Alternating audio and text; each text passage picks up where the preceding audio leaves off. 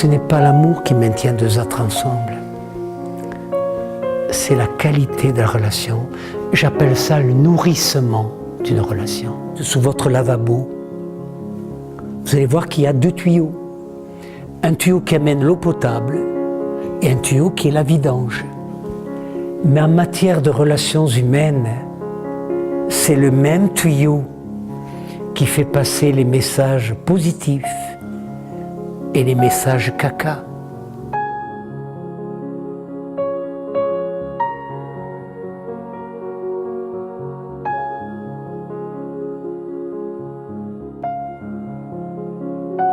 Toi, avec ton mauvais caractère, personne ne t'aimera. Et ça, c'est d'une violence inouïe. Injustice, humiliation, impuissance, trahison, abandon, rejet. Ça, c'est les 6 grandes blessures que nous inscrivons dans notre vie quand nous recevons trop de messages toxiques. Les maladies sont des langages métaphoriques, sont des langages symboliques. Quand il y a le silence des mots, MOTS, se réveille la violence des MOX, MAUX.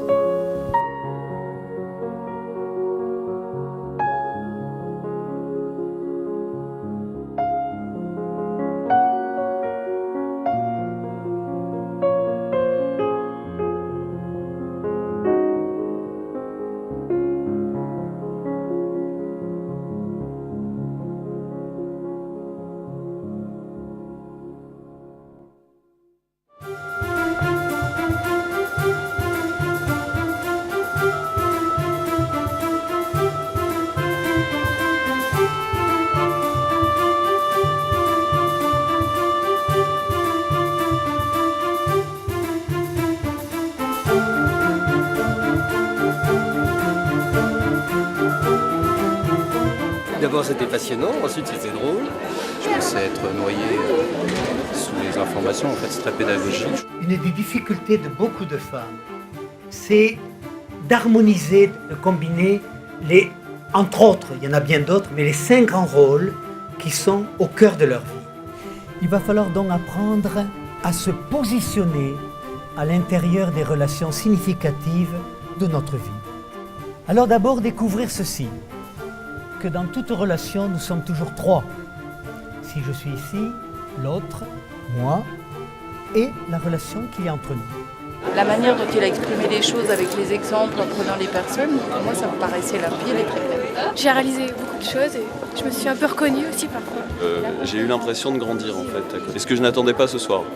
Tout en rigolant, c'est ça qui est assez excellent.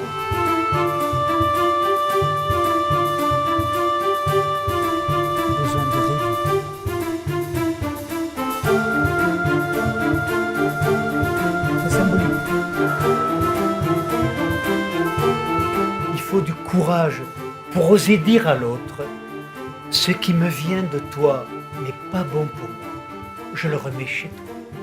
Il faut du courage pour se rappeler qu'une relation a 2 mondes et qu'il faut apprendre à se définir, à se positionner. J'ai bien aimé le contact chaleureux et j'ai senti beaucoup de sagesse chez lui.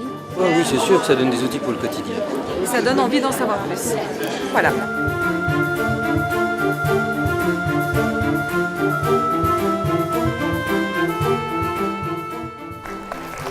Merci à vous.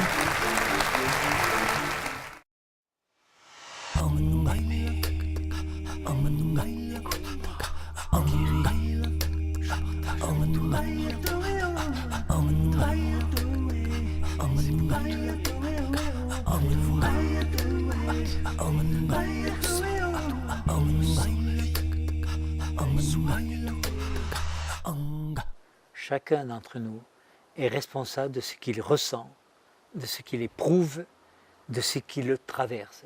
Parce que je prétends que si je ne m'aime pas, je serai dans le besoin d'être aimé et je vais exiger l'amour de l'autre.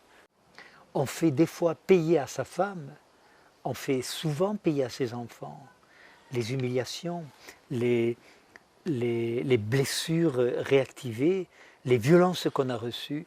Faire l'amour, par exemple, ça peut être l'équivalent d'une prière. Quand il y a une sorte d'accord, c'est pas simplement la sexualité, puisque la relation sexuelle, c'est le creuset de tous les langages.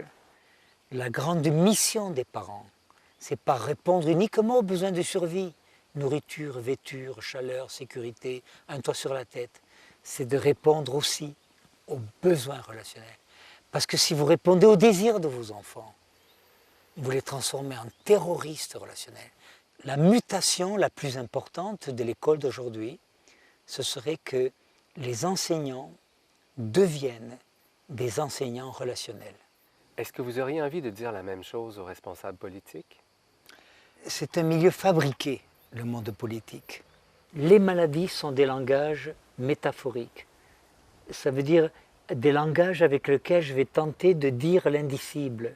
Le drame de la médecine d'aujourd'hui, c'est qu'elle est dans une impasse.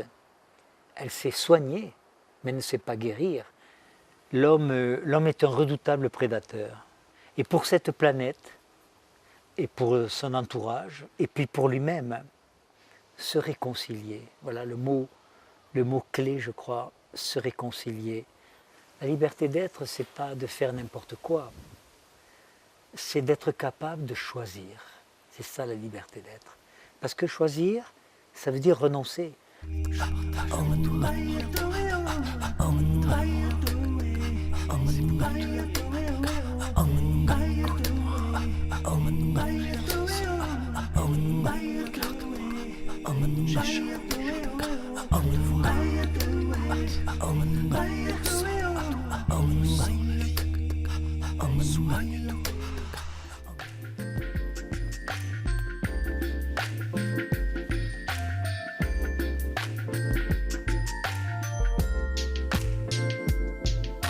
Qu'est-ce que c'est pour toi l'abondance? Les gens qui ont une vraie abondance sont ceux qui sont vraiment dans leur mission. Le bonheur, de toute façon, ne dépendra jamais de ce que je suis ceci ou cela, ni de ce que j'ai, je possède ceci ou cela, j'ai telle richesse, j'ai pas telle richesse. Il dépendra toujours de ce que je fais.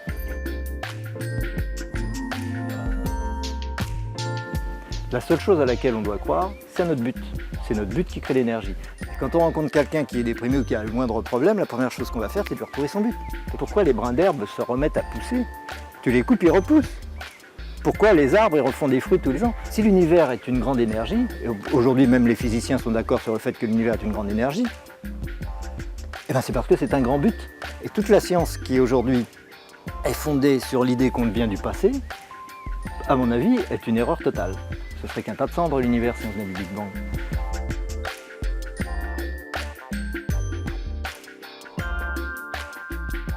Donc nous fonctionnons, nous, comme ça. C'est nous qui fonctionnons comme des aimants, et non les aimants qui copient les hommes, évidemment. Eh bien, nous avons intérêt à prendre ce modèle-là pour fonctionner, c'est-à-dire la recherche d'harmonie permanente. Eh bien, ça, c'est le principe qui nous permet de comprendre qu'il n'y a pas besoin de Big Bang dans l'univers. Il n'y a pas besoin de source d'énergie. L'énergie peut se créer par elle-même. Que le but de notre existence n'est pas de réaliser que nous sommes un avec ce tout.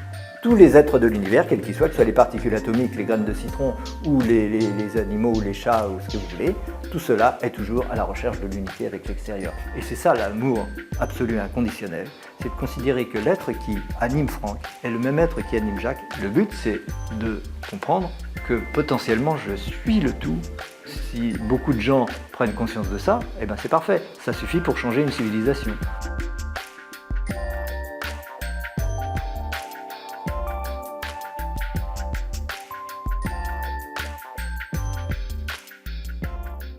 L'univers est un poème, c'est à nous d'être un meilleur poète. Et puis voilà.